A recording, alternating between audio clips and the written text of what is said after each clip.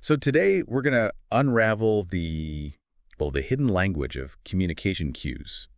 All those little signals we send and receive. Exactly. And they have this huge impact on how people see us, often without us even realizing it. Right. We're drawing a lot from a really insightful chat with Vanessa Van Edwards, the behavioral investigator, on the diary of a CEO. Yeah, she has some fascinating points. We've sort of dug through her ideas and the research behind them. Our mission, really, is to pull out the essentials for you listening, how nonverbal cues like body language and verbal ones shape impressions. And not just first impressions, but the long game, too. Relationships, career, it all ties in. We know you want the actionable stuff, the takeaways. So think of this as your fast track to decoding human connection. These are the real mind twisters. And what jumps out immediately, I think, is just how much our brains believe these cues. Oh, tell me about it. Well, Van Edwards points out this stat. We're apparently 12.5 times more likely to trust someone's gestures over their actual words. 12.5 times. Yeah. Think about that simple test. Say 5, but hold up 3 fingers. Right, your brain instantly goes, wait a minute. Exactly. It shows the power of the nonverbal. And it hints that, really successful people, they often just get this hidden language. They speak it fluently. Okay, let's dig into that because it's not just vibes, is it? There's actual data. I was really struck by the stuff on proximity. Oh, the performance impact. Yeah. Being near a high performer within like 25 feet can boost your performance by 15%. That's significant. But the flip side is even more dramatic, right? Sit near low performers, and your own output can drop by 30%. Crazy. And it connects to this idea about first impressions, 82% boiling down to just 2 things. Warmth and competence. That's the magic combo, apparently. You need people to trust you and respect your ability. So being likable isn't quite enough on its own. Nope. And this really challenges that old idea that just being smart, book smarts is the only thing that matters. Right. If you can't communicate effectively, send the right signals. Your impact is limited. That's kind of the point of exploring these mind twisters, isn't it? Debunking that myth that intelligence automatically translates to people skills. Okay, so let's break down what these cues, these mind twisters, actually are. It's more than just smiling, right? Oh yeah, much more. Van Edwards breaks it down into 4 main channels. First, the obvious one, body language. Facial expressions, gestures, posture, all that. Yep. That 5 versus 3 fingers thing is a perfect example. Your body spilling the beans. Okay, what's next? Then you got vocal cues. This is often overlooked, but huge. Tone, pace, volume, rhythm. Like ending a sentence going up versus down. Exactly. Downward inflection sounds confident, certain. Upward can make even a statement sound like a question, like asking your own name. Huh. Yeah, don't do that. Okay, what else? Verbal cues, the actual words we pick. Remember that experiment she mentioned? Yeah. The community game versus the Wall Street game. Oh, yeah. Just changing one word massively changed how much profit people shared. Incredible, isn't it? Shows the power of language, even in emails or calendar invites. Sterile language versus cue-rich language. Okay, and the 4th channel? Ornaments. Basically, your appearance choices, clothes, hair, jewelry, even facial hair, they all send signals. So all these things, body, voice, words, appearance, they combine to create that impression of. Warmth and competence, those 2 pillars. And charisma, she says, is having high levels of both. That's the sweet spot. High warmth, high competence. Warmth builds trust, likability. Friendliness. Right. And competence signals power, reliability, capability. You know this person knows their stuff and you feel good around them. But it's a balance, you said. A very delicate one. Too much competence without warmth. People get suspicious, maybe intimidated. Okay. And too much warmth without the competence. You risk being seen as, well, nice, but maybe not effective. Your authority gets undermined. Finding that balance is key. Got it. So let's get practical. How do we project more competence? What are these power cues she talks about? Okay, one of the big ones is the steeple.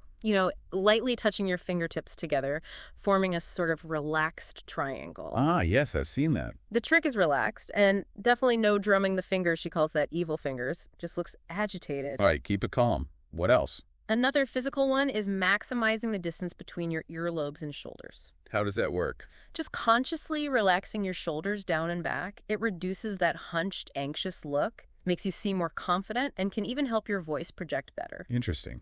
A small tweak, big impact. What about eye contact? Always tricky. Yeah, it's not just making eye contact, it's when. She suggests holding it, particularly at the end of your sentences, really lands your point. But not too much, right? Steering is creepy. Exactly. She pegs the ideal range at around 60–70%. More than that can feel aggressive. Less can seem evasive. Okay, 60–70%. Got it. Any other power cues? There's a subtle one called the lower lid flex. It's like slightly tensing your lower eyelids, like you're really focusing. Like squinting slightly? Kind of, yeah. Signals intense engagement. She even referenced the blue steel look, which is funny, but gets the idea across. Huh. Okay. And vocally. We mentioned inflection.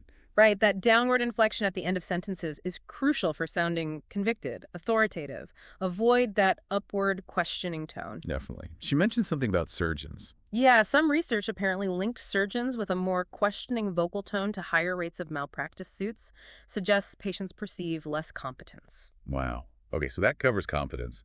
Let's flip to warmth.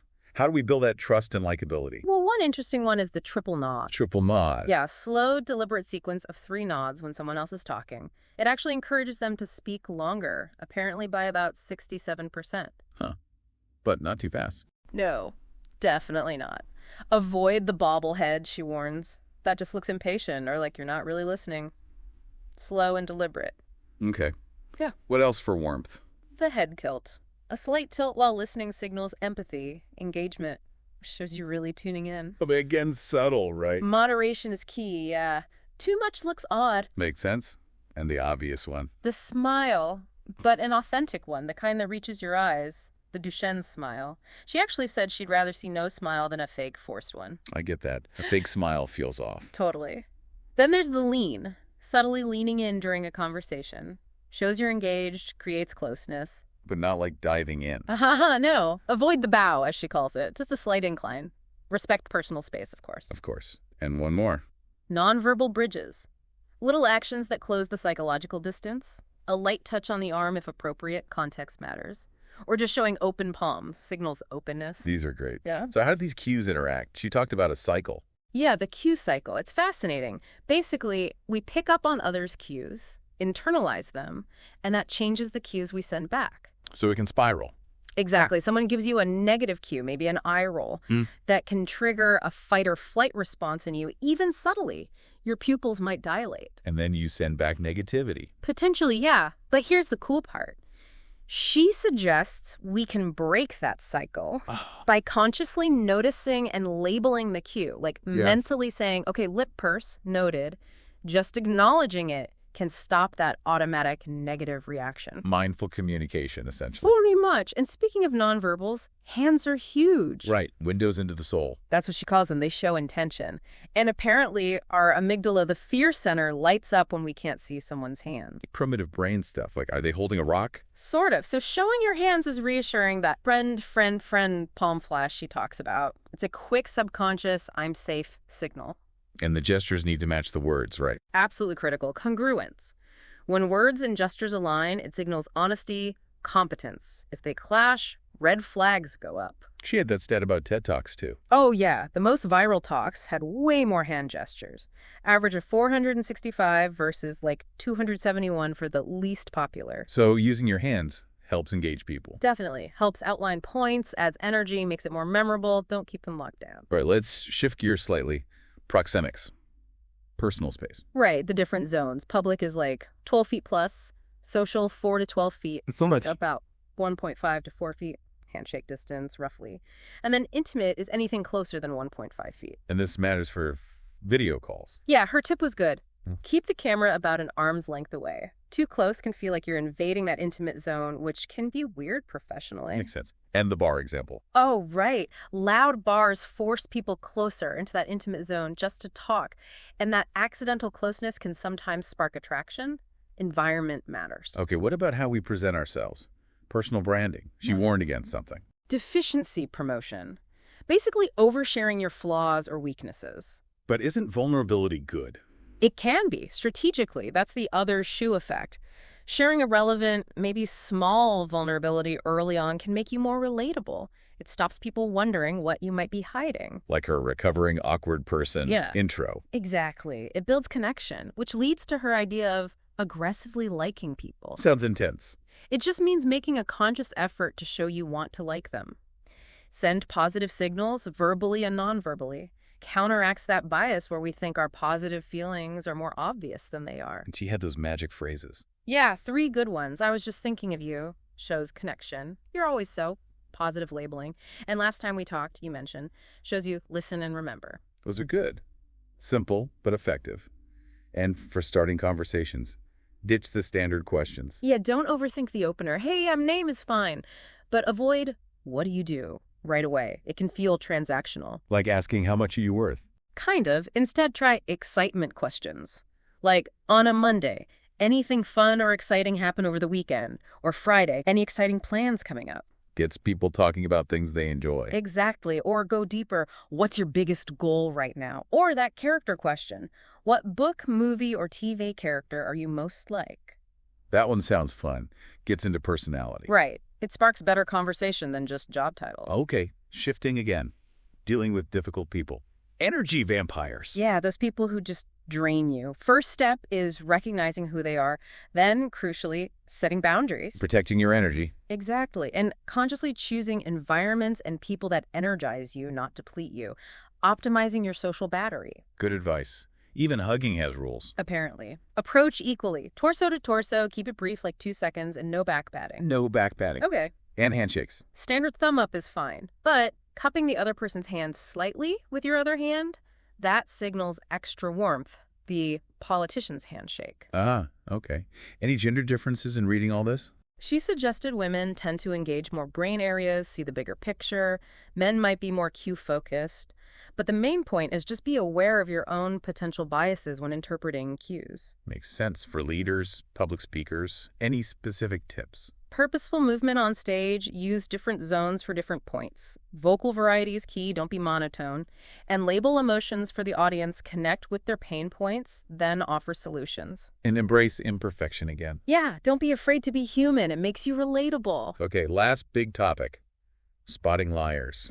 Tricky territory. Very tricky. She was cautious. Accuracy rates are low, like 54%, barely better than chance, so don't get overconfident. These aren't definite signs then, just potential clues. Exactly. Statistical cues, things like accidental question inflection on statements, a sudden drop in voice volume. Incongruence. Big one. Saying yes while shaking your head no.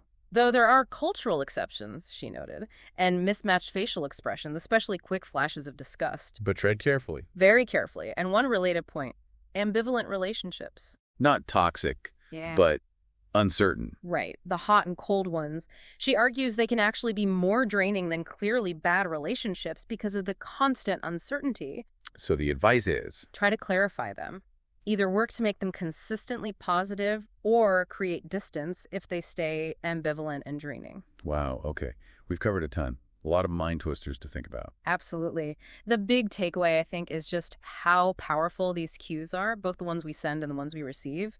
Understanding them gives you so much more control. Control over impressions, relationships, even success. Yeah. And it's learnable, right? Like Van Edwards herself, the recovering awkward person. Totally learnable. It's not about faking it. It's about becoming more aware, more fluent in this unspoken language we're all using anyway. Using it authentically to connect better. Exactly. Which leads to maybe a final thought for everyone listening. Go on. Now that you've got this deeper dive into these communication mind twisters, what's maybe one cue, just one you're going to consciously focus on in your next chat? Good question.